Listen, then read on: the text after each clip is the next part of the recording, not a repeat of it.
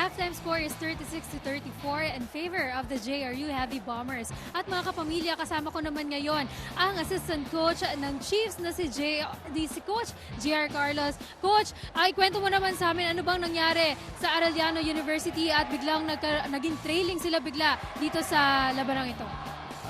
Siguro hindi nasunod yung defensive plan namin for this game. Medyo nagkulang kami sa communication tsaka mababa yung energy ng defense namin.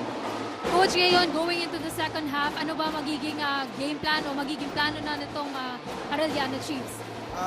Yun lang, kailangan namin mag-stick kung ano yung pin-practice namin, kung ano yung defensive plan namin against JRU. Then, kailangan namin dagdagan yung energy tsaka yung kailangan nila mag-communicate inside the court.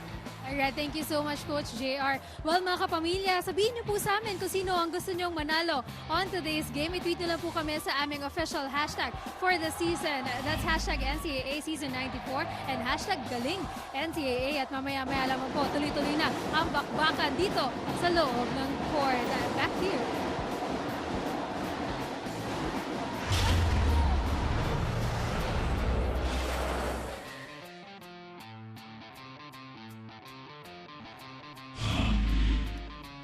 Nagbabalik po tayo dito sa loob ng Phil Oil Flying V Center para sa pagpapatuloy ng napakainit na basketball action dito sa Season 94 ng NCAA. At ang ating talaan at the half, 36 para sa Jose Rizal University at 34 naman para sa Arellano University. Maraming salamat muli sa lahat ng mga nakatutok ngayon. Ako po ang inyong lingkod, Anton Roas, kasama sa unang pagkakataon ang dating Ateneo Lady Eagle at Perlas Pilipinas Center na si Danica Jose. And Danica, after that very intense first half, sa unang pagkakataon dito sa Season 94, lamang ang Heavy Bombers at the half. Yes, you know, Anton, for JRU, very crucial sa kanya yung 8-0 run at the end of the second quarter. And on the other hand, Arellano naman was really pushing the ball hard and really had good looks. Lalo na, they were really looking at the mismatches and they did one-on-ones. All of the players are really contributing and they're really hungry for that win. Yeah, both these teams want to improve their chances of making it to the Final Four. Arellano hinahanap ang kanilang pangatlong panalo. Ito namang Heavy Bombers want a taste of victory for the first time dito sa Season 94. For the Heavy Bombers, they really have to maintain this energy, especially for the second half, and they should not really be complacent, lalo na talagang alam natin na magbabalik ang Arellano Chiefs na mas malakas for the second half. At sinabi mo nga, halos sa lahat ng mga players ng Arellano University gumagawa. Pero tignan muna natin, itong kubanan ni Coach Vergel Meneses Estrella is leading the way with 7 points. Jed Mendoza, always a scoring threat. Meron siyang 6 na puntos. RJ David with the Danica Jose pump fake, able to score in the paint. Yun talaga yung favorite natin na play. Yun kasi yung favorite move mo eh, di ba? I mean, I've seen you do that move. I A cannot lot. deny. Samantala, Ian Albano muna para sa kubunan ni Coach Jericho Deniera. Sarah Joseph also handling his business. But this guy has been the surprise. Si Kent Segura, 5 minutes, 5 points for the reserve. Talk about efficiency, Anton. Talagang he really wants to contribute for his team this game. So there you have it, the leading scorers para sa Jose Rizal University at Arellano University. And when we come back, we shall get to the third quarter of this matchup between JRU and Arellano University. Don't go away, keep it right here on SNA.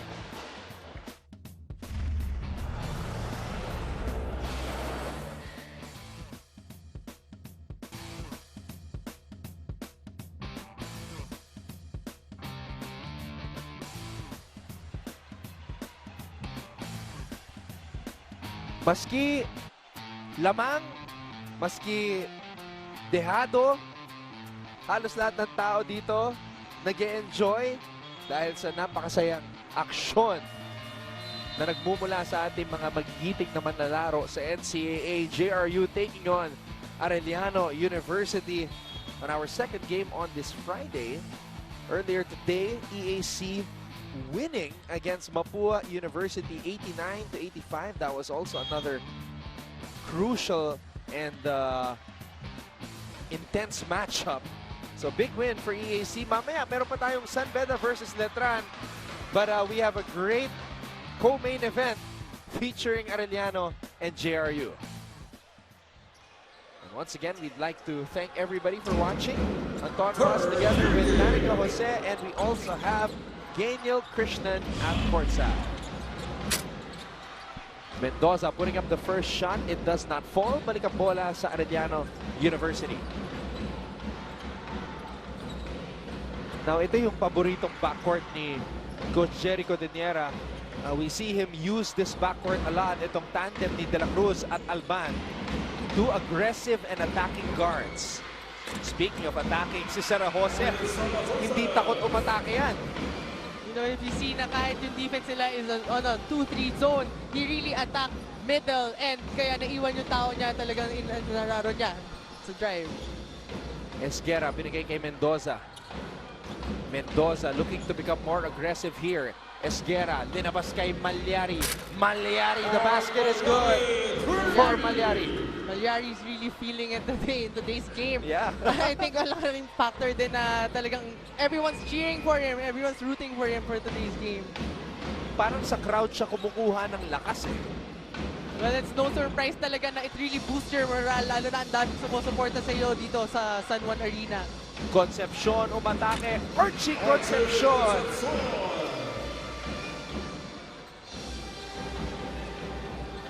6 points now for Concepcion. Esguerra looking for Malyari. Malyari showing Alban that he could shoot the three, kaya umangat si Ian Alban, but he was too much in the face of Malyari on that defensive stand, kaya naman tinawagan siya ng foul. Alright, balikan muna natin ang ating kasamang si Geniel Krishnan. Anton and Danica, beyond that monstrous rebounds and ferocious play on court, alam nyo, Ellie Ongolo is also very soft on the inside. Sabi nga ni Ellie, apart from playing basketball, ay painting din ang kanyang pinagkakabalahan ko. At kung wala naman tong painting session, ay pagkanta, specifically rapping din ang kanyang hilig. Imagine, who would even know that, Anton and Danica? Now going to the second half, they may be trailing, pero muling babawi daw ang team ng Cheese para matapos na ang kanilang game losing streak. Anton and Danica. Kaya pala naka-headphone si Eli Ongolo kanina and he was bobbing his head. Rapper din pala. You know what? I'd like to hear that soon. Hopefully. Anyway, back to the ball game as the ball and possession will go back to Arellano University. And the lead also is with Arellano University. 40-39 here in the third. Concepcion, baseline spin. Linabas ang bola. De La Cruz. De La Cruz using the screen. Trying to get it on the inside. Naagaw ng JRU. Mendoza. Estrella. Pinalik kay Mendoza. Mendoza tumira. Nakapuntos para sa JRU. Si JRU is really pushing the ball once the Arellano Cheese was not able to execute. Talagang on their transition, ready lahat to score for the fast break. Santos, umikot, tumira. Sarah Joseph, oh! Missing the easiest shot he had all game. Gusto yata niya ito, may bantay pa para ma-shoot niya. Yung mahirap pa yung ma-shoot niya. Hanggang ngayon, iniisip pa rin niya eh. Bali daw yung pektos eh. Baliktad eh. 5 segundo, natitira sa shot clock. Estrella, ninapas ang bola. David. Wow! RJ David is probably the most difficult player to figure out because he looks like a big but can shoot it like a guard. And he can also bank it off the glass and make it seem like he did it on purpose. That's RJ David for you. And he's setting a screen. He's getting the ball back. He's faking a pass. He gives it to Estrella. He's asking for the ball. And now he's telling Estrella to drive. But De La Cruz took it away at my unsportsmanlike foul na tinawag kay Malyari.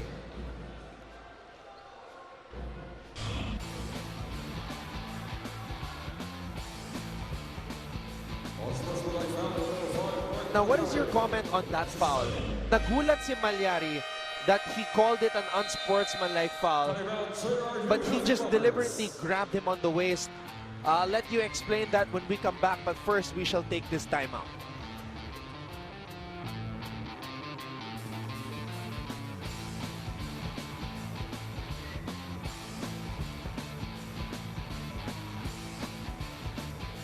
Alright, just moments ago, Malyari was called for an unsportsmanlike foul.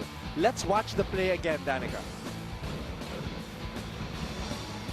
I guess, Anton, the intention there was to stop him from running the ball and pushing the ball forward, which is why he gave them the hard foul, thus being called a sportsmanlike foul.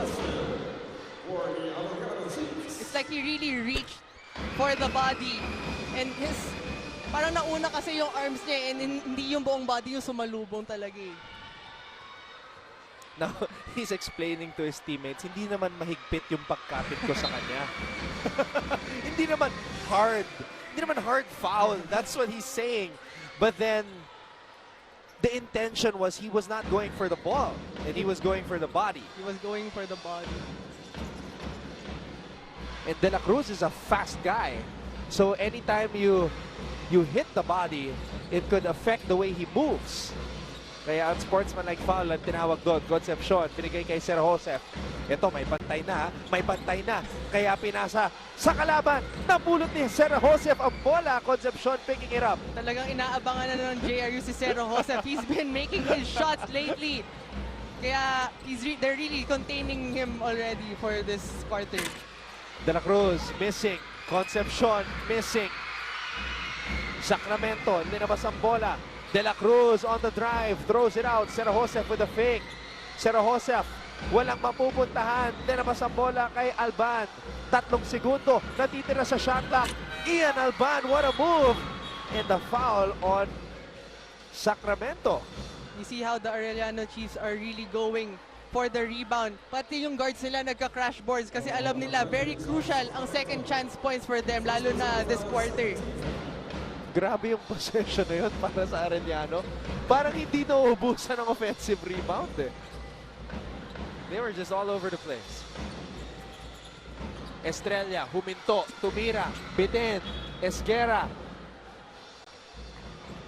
Stepping out of bounds as he tried to save that ball. Balik ang bola sa Chiefs. I think overall for this game, JRU is really dictating the tempo. And talagang they really have more touches and they have really good ball movement. And tingnan natin how Arellano will react this quarter. Concepcion, binigay kay De La Cruz. De La Cruz! This guy is strong. De La Cruz, he doesn't care if the guys are taller than him. He doesn't care kung dalawa yung papanggay niya sa ere. He will just go for it. That's the exact mindset whenever you go for that strong drive. Either you fish for the foul or you make that shot. Now, Levi De La Cruz, not many know this, but he used to play for UST back in 2014. Unfortunately, he suffered an ACL tear on his right knee. He hails from Davao. Lumipat siya sa Arellano University and learned a lot from Kentoy Salado. That's where he gets his confidence, having played behind a player like Salado. And now he's one of the main point guards nitong si Coach Jerry. Yes, and just to add with Levi De La Cruz, he's really a stocky player. And talagang pinagmamalaki niya sa ibang interviews na puhunan niya yung legs niya. And that's because of his dad. He was his first coach. At hindi lang basta-basta yung training nila, no, Anton? Yeah, you're right about that. His dad actually, yung pangarap niya was to make the PBA. Now that's his dream for his son. And this is a big step right here. NCAA basketball. Levi De La Cruz. Binigay dito kay Segura. Alcoriza for 3. And that's a foul on Ramos. That was on number 23, Torfi Ramos. First Rizal foul, 13th foul. Imagine Levi De La Cruz's dad wakes him up at 5 in the morning just to run 7 kilometers under 30 minutes. I mean, if you're a teenager, what would you think now? Why would you make me do this, Dad? And aside from running, aside from basketball, ang trip daw nitong si De La Cruz dati, sepak takraw. Yun daw yung laro sa Toril, sa Davao. Sepak takraw. From sepak takraw to basketball. That's why his legs are big. Really stocky player. Nagagamit naman niya whenever he drives, whenever he runs. Talagang it's a really good investment ng dad niya. Oo. Umpisa nung childhood days pa niya. Kaya pala hindi masyadong mahigpit yung pagkapit sa kanya ni Malyari kasi baka sumama siya eh. Baka mabuhat pa siya ni De La Cruz. Madadala siya ni De La Cruz. Siguro in the next 2-3 years ni Malyari sa JRU, makakasabay na siya sa stockiness ni De La Cruz. De La Virgen against De La Cruz. Esguerra calling out the play. Esguerra binigay kay Mendoza. Mendoza decides to drive. Mendoza binigay kay De La Virgen. 5 segundo natitira sa shot clock. Here's a 3. And the ball will stay with JRU as Estrella, his shot was towards the right of the rim. Arellano is making all of their free throws for this quarter. They're 7 of 7. I think it's a really big factor na, you know, Anton, pag free throw talaga, you need to compose yourself, you need to get your rhythm. That's why they have 100% of the field for the free throw. Bordon. Bounce pass. Ramos against Sera Josef. Ramos.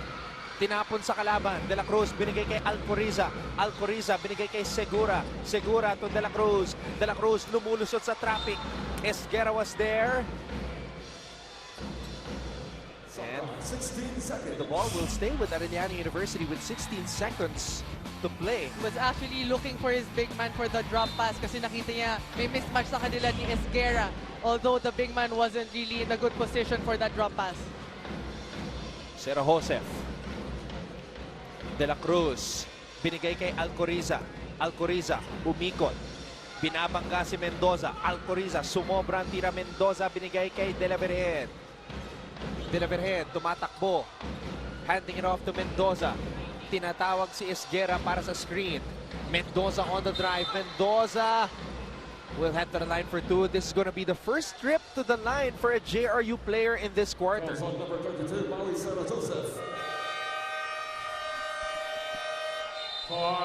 At sa aming pagbabalik, Jet Mendoza, the team captain, will shoot 2 free throws. Mga estudyante ng Jose Rizal University. Earlier, we were seated with the high school students from the Arellano campus in Malabon as we see the 2 legendary coaches.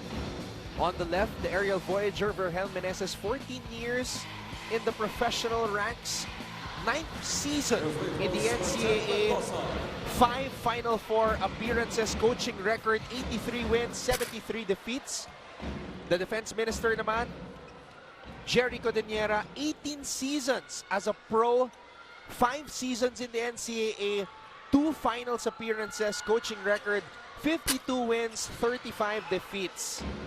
That's a lot of games. It's a lot of games, and it would really be an honor to be coached by the PBA legends.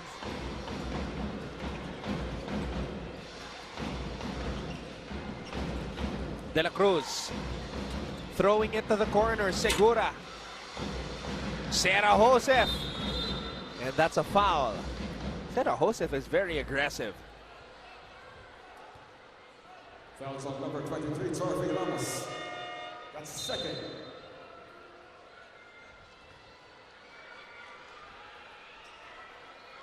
If they toss for Bobby Sera Joseph.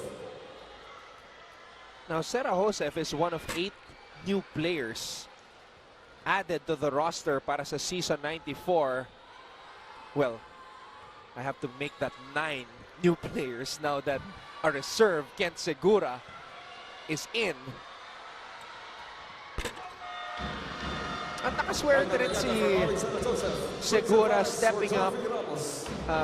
Obviously, it's hard to just be a reserve. You have to practice with the team.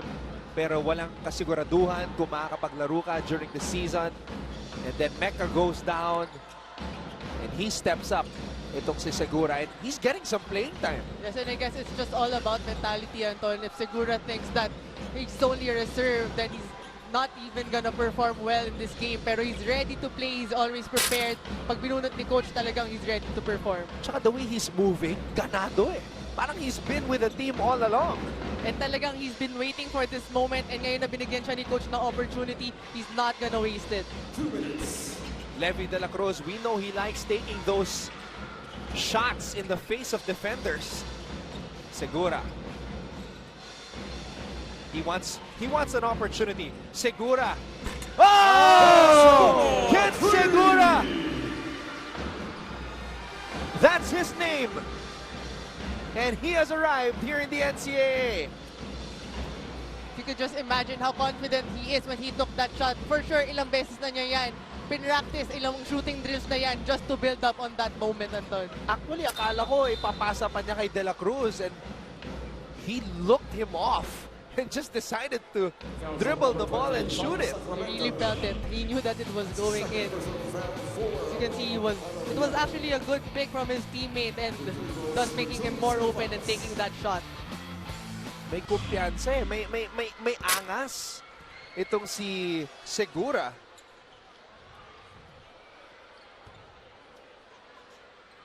And Coach Cherico Diniera giving him some instructions.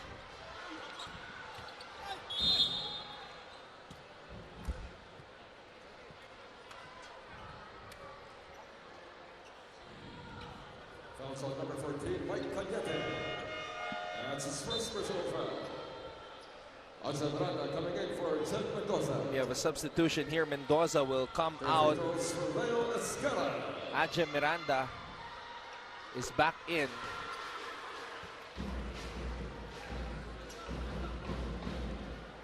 Leo Esguera missing on the second free throw. Miranda, who just came off the bench, is able to score. And Segura scores on the other side. And that's another thing going for the Arellano Chiefs. Talagang they're really pushing the ball, looking for the fast break and making that easy too. What a game for Segura. And look at him defend Miranda. Miranda nakalusot. Miranda. Mintes. And Esguera will head back to the line. Esguera, even though he has 2 points and 2 rebounds, talagang he's making his presence felt inside the paint.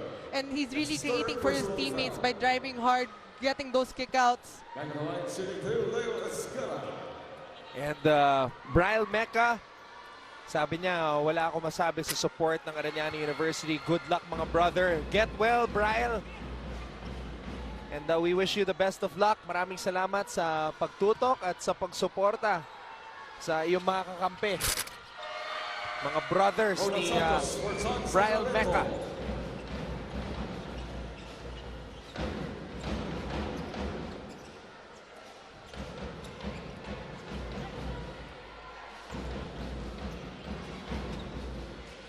De La Cruz. There's 38.4 seconds remaining in the third. This game, Danica, has been tightly contested all throughout. Yes, I agree, Anton. During the first half, talagang the JRU dictated the tempo all throughout the first half. Pero it shifted during the second half and Arellano was really taking advantage of the one-on-one attacks kasi ang daming mismatch. Lalo na si Sarah Joseph is really feeling it today. Talagang is really aggressive in making those shots. Lalo na pag libre siya. 49-54, lamang ang Arellano University. Bordon against Segura. Bordon trying to get past Segura. Binigay kay Esguera mula sa free throw line.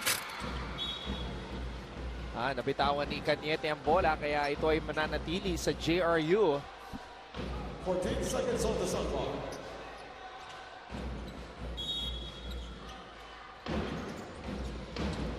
Inside pass, Esguera fouled again. Talk about dominant force inside the paint. But Esguerra is getting those fouls. Talagang nakakashoot siya dun sa free throws. The free throws from Leo Esguerra. From the first time I saw Leo Esguerra play in the NCAA, the way I described him, walang kapaguran.